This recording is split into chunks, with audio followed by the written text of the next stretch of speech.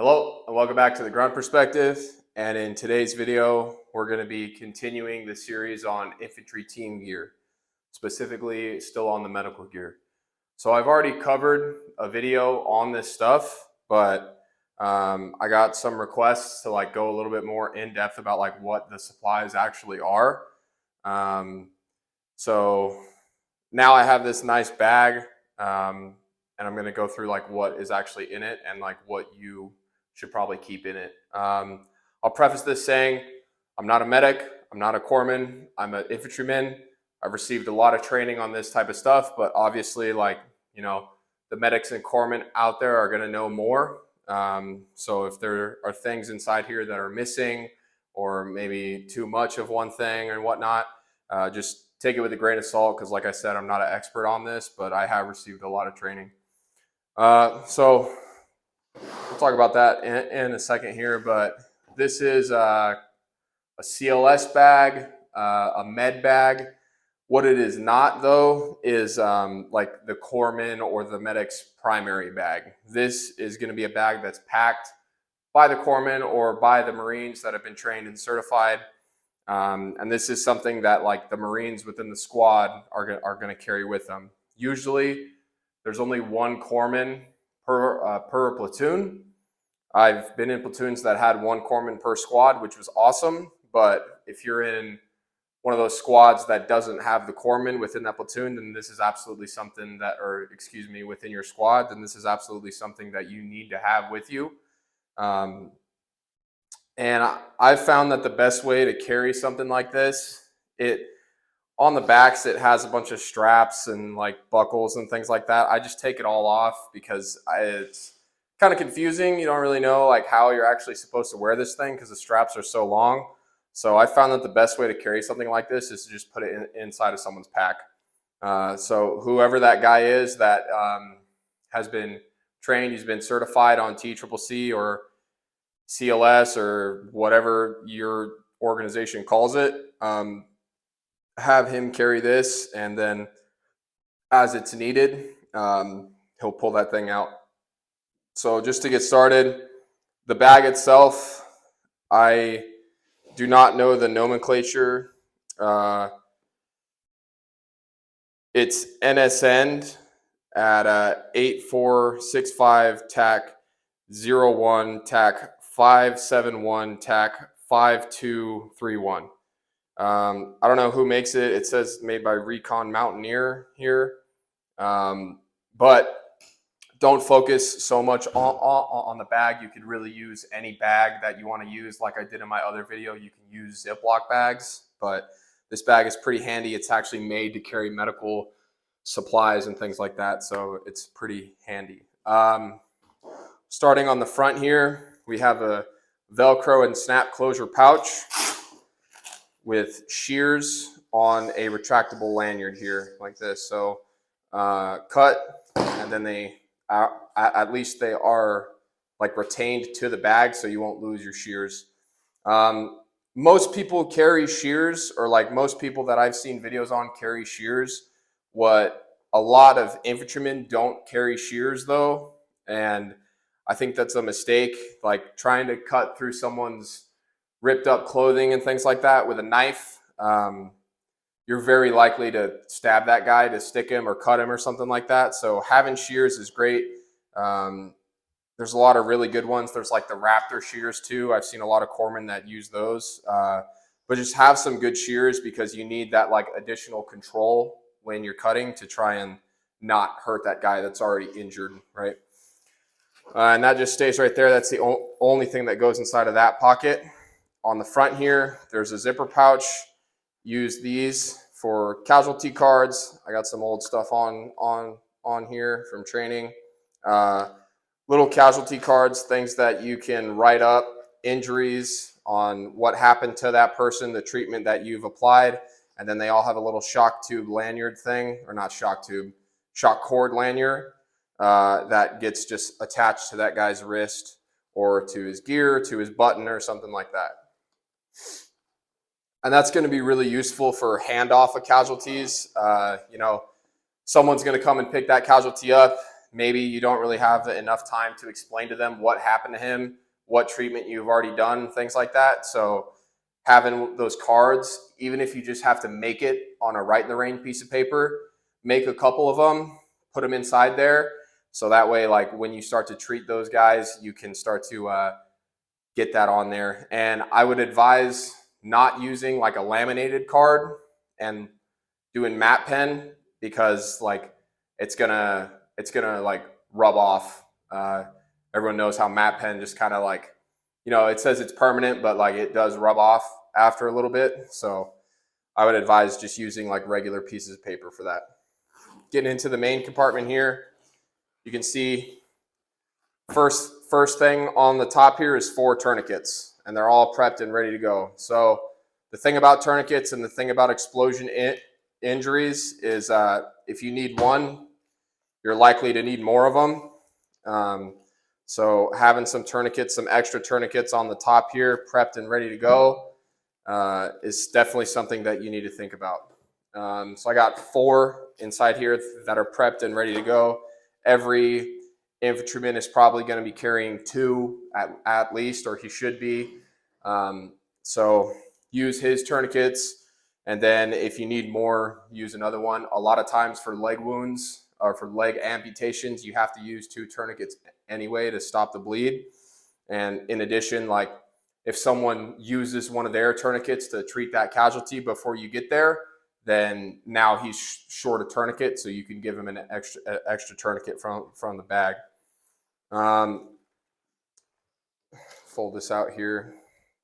A lot of this gear has been used in training, so you know, I have like a stockpile of like good medical gear and a stockpile of like training medical gear. This is all packed with training medical gear right now, and I would advise that you do the same. If you're just learning how to do this stuff, before you buy a kit, you should probably buy like some doubles of that kit, just so you know, like you have one that you're going to use, and then you have one that you can open up all the stuff, learn how to use it, get familiar with it, and things like that.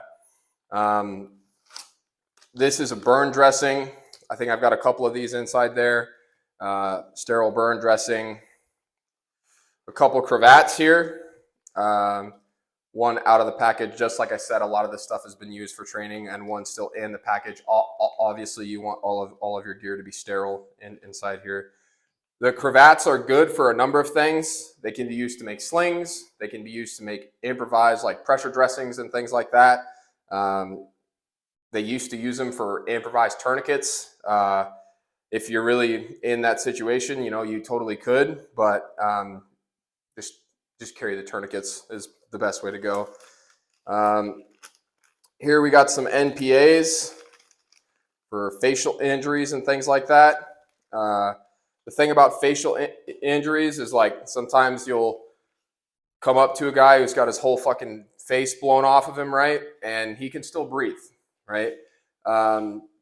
Sometimes, right? So if you can get that guy in a position where he's comfortable and he can breathe, then just let him do that. And then we talk about like a crike and things like that, which I don't have the supplies to do a crike inside this bag because I'm not authorized to do a crike. That is a medic or corpsman thing only. Here I've got some extra regular gauze. And then in the bottom here, I've got lots of packages of quick clot combat gauze, the XL packages, the large packages. I've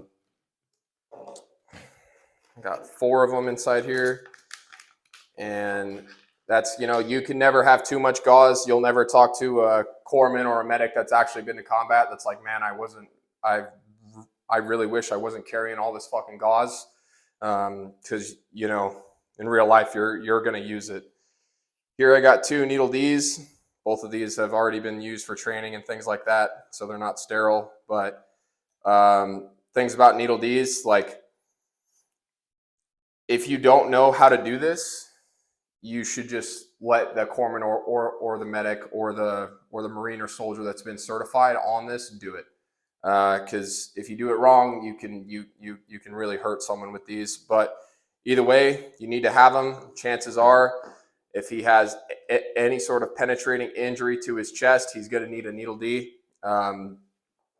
Usually the way it goes. Here, I have some gloves. Just like I've been saying, these gloves aren't sterile. They should be in the packaging, but this is like my training bag, right? So I got some gloves. I got some duct tape here, which can be used for any number of things. Very useful stuff. Getting into the back and the front flaps here. In this front flap, I have 3 pressure dressings, 3 H bandages. You know, always good to have extra stuff. The thing about, like, I think a lot of people just think about like tourniquets and things like that, but like there's a lot of spaces on the body that you can't put a tourniquet on, right? Hips, torso, neck, like neck injuries and things like that, right? So you need to be proficient with your pressure dressings. You need to know where you can pat gauze and where you can't pat gauze. Things like, you know, inside the torso, like you really shouldn't be packing gauze inside the torso because it's full of organs and things like that, right? Now on the back flap here, I have a SAM splint, which is something that I think a lot of people don't think about. Like when guys get shot, blown up, things like that, like it's gonna hit bone. And then that bone, it might have sharp edges on the inside and it can be just tearing that guy up from the inside out. Or maybe it's not that deep and maybe you're just on patrol and a dude fucking breaks his leg, right? And you gotta put him on a litter, you gotta get a splint on there and you gotta get him back, right? So definitely having a SAM splint would be something that needs to be inside this bag. Not everyone needs to have one, but you need to have at least some or a few amongst your squad. And then the rest that's back here is these old school kind of bowl and chest seals. I know that these aren't the hotness right now, but this is the majority of what most guys are carrying. I've got, what I got here,